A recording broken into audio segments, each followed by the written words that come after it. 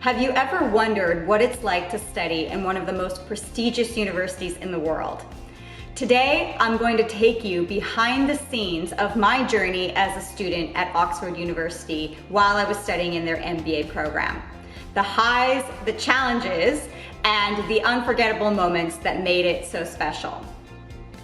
I'm going to talk through my journey to Oxford, my first impressions, the academic life, unique Oxford traditions, social life, challenges, and what it takes to thrive in this incredible environment. Hi, I'm Caitlin Anderson, and I'm an admissions consultant who had the privilege of studying at the Oxford Saïd Business School to get my MBA. So today I'm gonna walk you through my journey there and talk to you about everything from the academics to living in one of the most historic cities in the world. I'm what most educational consultants would refer to as a non-traditional MBA student. I began my career as a recruiter for a staffing company and then moved into working for a geotechnical engineering firm as their drafting supervisor. And then I began working for a small business called Accountability Concepts that provided coaching and training programs to elementary schools in the United States. What led me to pursue an MBA was working for this small business and realizing that I just didn't have enough knowledge to be able to really help them scale. So my journey to Oxford began, and what initially attracted me to the Oxford MBA program was that it is 1 year long as opposed to most MBA programs in the United States that are 2 years. So half the time, half the cost. And I will make a separate video about my experience navigating the Oxford MBA application process. But for now, let's start with my first day at Oxford.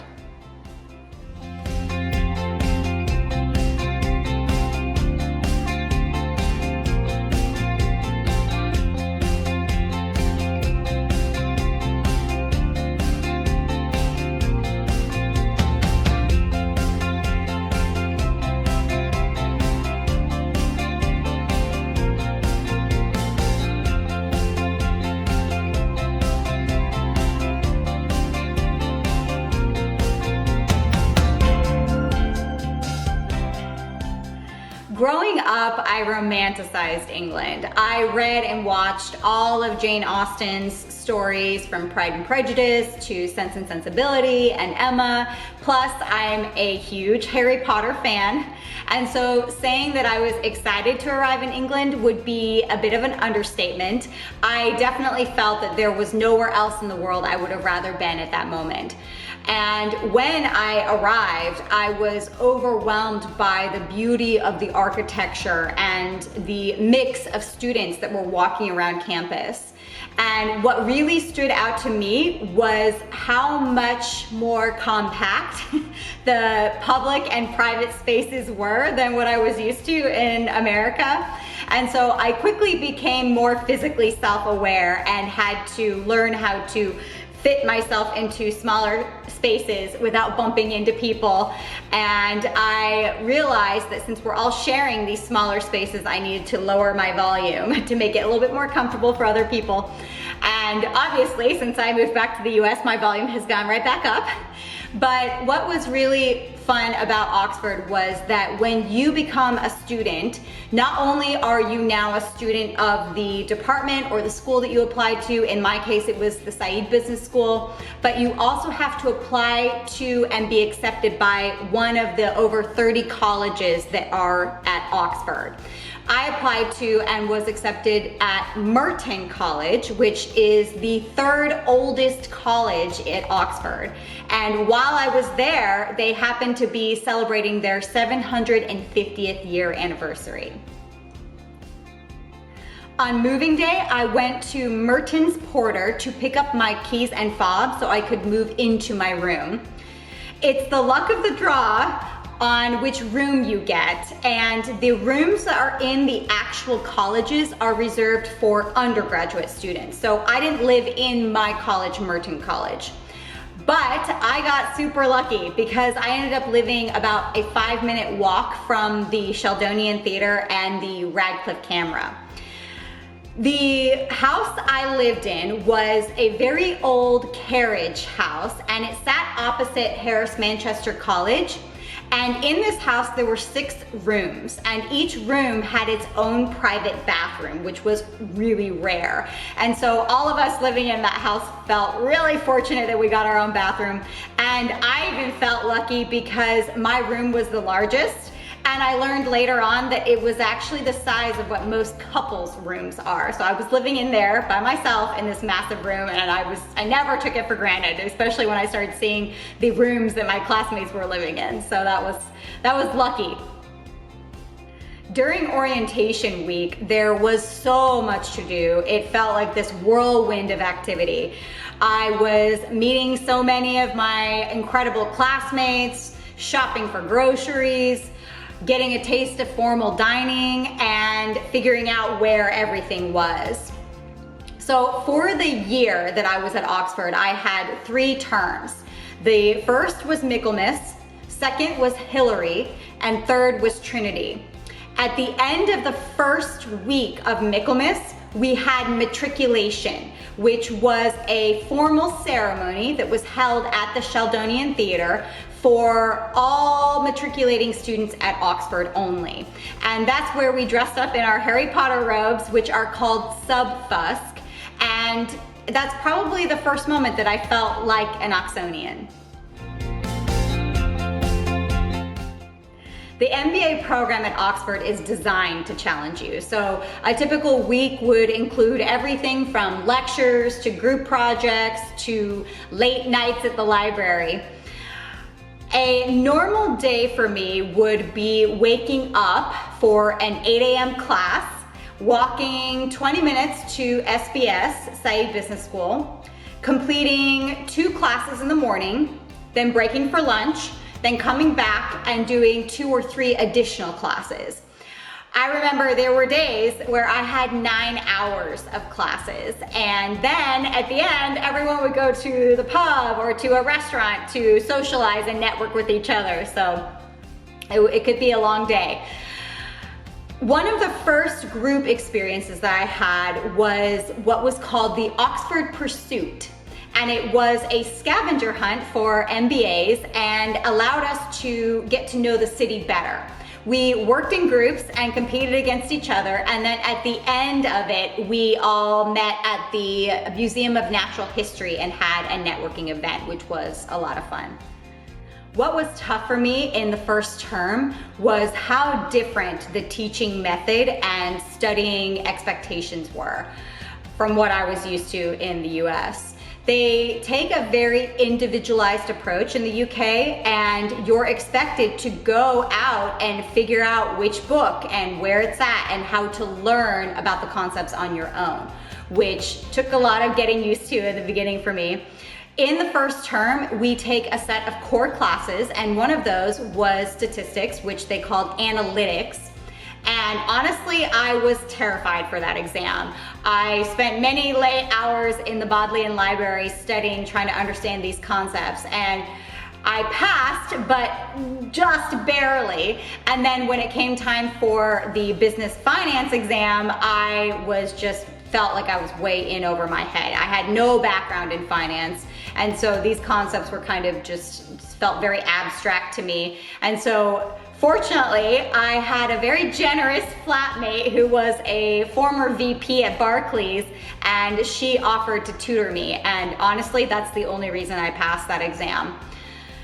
After the first term, we got to choose electives, and I chose entrepreneurial finance and leadership perspectives from the humanities. I loved my entrepreneurial finance teacher, Professor Thomas Hellman at the time. He really pushed us to think deeper and from all these different angles. For the final project, we got to perform an investor side analysis on a real medical device company, and I loved working on that project. I actually got a distinction in the end, which I was thrilled to get. And we had other incredible projects that worked alongside our formal classes, like the entrepreneurship project. And in addition to that, there were so many opportunities to attend talks at the Skoll Center for Social Entrepreneurship.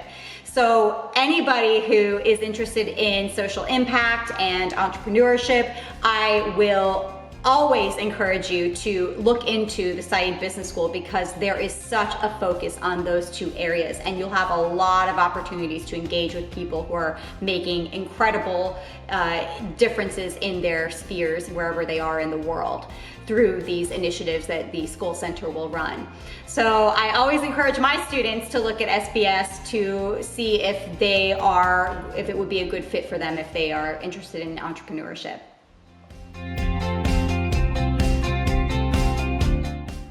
So one of the most popular Oxford traditions is wearing the sub-fusk for exams and ceremonies. So the sub-fusk are those robes that a lot of people identify as Harry Potter robes. And in the beginning of my first semester, I purchased my sub-fusk. And then every time we had an exam, I had to wear those robes. And then when we graduated and we had matriculation as well. Other unique traditions at Oxford are the formal dinners. I can tell you that there was nothing like it in the US when I was in college. You study all day and then you go put on a ball gown and you go to dinner in a centuries-old college with your classmates, or you go to your classmates' colleges if you're invited. And that was a real treat for all of us. Another interesting tradition is the charity balls that they had across Oxford. In my first term, I attended Oxford's RAG Ball, which stands for Raise and Give, which was a charity event that they held at the Oxford Town Hall in the year that I was there. They had a big dinner and then they had dancing, and it was just a really fun social event. Apart from the business school, you are also a member of a wider university which has many student clubs and activities that you can get involved in. During week 0, which is the week before term starts, they have what's called the Freshers Fair, held at the examination schools, where you can walk around and meet people in different clubs and talk to them about those clubs. That's where I learned about the Oxford University Dance Sport Club, which had multiple teams that competed across England against other schools. I tried out and joined the varsity team, and I got to compete in all these incredible events. We ended with this event that was an intercollegiate competition at Blackpool in the Winter Gardens Ballroom, which was a dream. And that's actually what inspired me to want to pursue ballroom and Latin dancing to a professional level after I graduated. And just a couple years ago in 2022, I went back to Blackpool to compete in the professional events for international Latin dancing with my husband and my dance partner. So that was a lot of fun. In Hillary term, there is an MBA tournament. They call it the MBATS. And it's where MBA students from all the top business schools in Europe and in the UK come together, meet at HEC Paris in France, and compete in several sporting events like cricket and football and salsa dancing. I happened to be the salsa team captain, and we competed against IE, Cambridge, London Business School, and that was a really cool experience. It was fun to bond with my MBA classmates and meet other MBA students at different universities that were exceptional as well. So that was a very fulfilling experience. Finally, I spent a lot of my time, when I had it, traveling to different countries. It was very easy to go from England to France, to Germany, to Italy. You hop on a 30-pound to 60-pound flight, and you're there in a couple hours. And so I traveled to 12 different countries while I was getting my MBA on the weekends and on our breaks. And those were really exceptional experiences because I was getting to know these countries' histories, economies, culture, cultures and people while I was bonding with my MBA classmates. So it was really nice to have that opportunity to travel to so many different countries. So if you do attend Oxford, I definitely encourage you to take advantage of the fact that you are so close to many other different countries that have very different cultures and histories. Networking in the MBA is one of the most valuable parts of it. There were so many times, events, experiences that I had with my MBA classmates that built these really strong, lasting friendships. I have several MBA classmates that I'm still in constant contact with. We have group chats on WhatsApp. We go to reunions when we can. Actually, two of my best friends from the MBA married each other. And I went the next year after graduating from the MBA, I went to India to attend my flatmate's wedding, and that was really, really special. So you will build these lifetime bonds with your classmates when you go to a program that is so international, because everyone is international. There's just a few people that were actually British. And so you're all in this situation where you're having to acclimate to a new culture and you bond over that difficulty. Oxford isn't without challenges. The academic rigor and the fast pace of the MBA definitely pushed me outside of my comfort zone. I'll let you in on a little secret that in the end of my first term, Michaelmas, I seriously considered leaving and being done with Oxford and the MBA.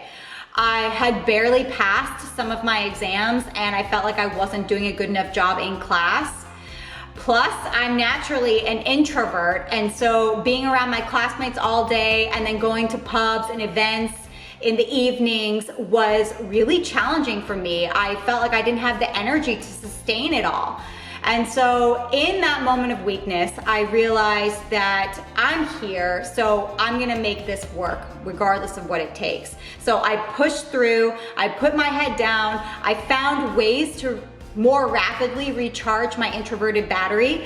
I would duck into these centuries-old churches to have a moment of quiet, or I would go to my college, Merton College, and walk around the grounds and be in the gardens. They were so beautiful and peaceful, and that would help me get the energy to continue on with the rest of the day. And I'm really glad that I did, because in the second term, I was able to choose electives, and I chose classes that I was really interested in, and I did a great job. I ended up with distinctions at the end of that term. And that's why if you are gonna go study the Oxford MBA or another similarly rigorous course, I would encourage you that when you reach your limits mentally, emotionally, and physically, that you do not give up. Keep going. You are capable of a lot more than you think, and I'm telling you this from personal experience. After the Oxford MBA and after becoming a professional ballroom competitor, I learned that when we hit our limits, we actually are only about at 50% capacity. We can do a lot more than what we think we can do. So keep that in mind when you're hitting those moments of doubt and you're really questioning whether you have it in you to do something that's really difficult. Because if you push through, you'll be very grateful, and you will, on the other side, look back and be so glad that you continued on. My year at Oxford was one of the most transformational years of my life. I left with not only an MBA degree, but also memories and friendships that I will treasure for the rest of my life. Advice I give my current MBA students and applicants, and I'll give to you, is focus on building strong relationships and being open to new perspectives.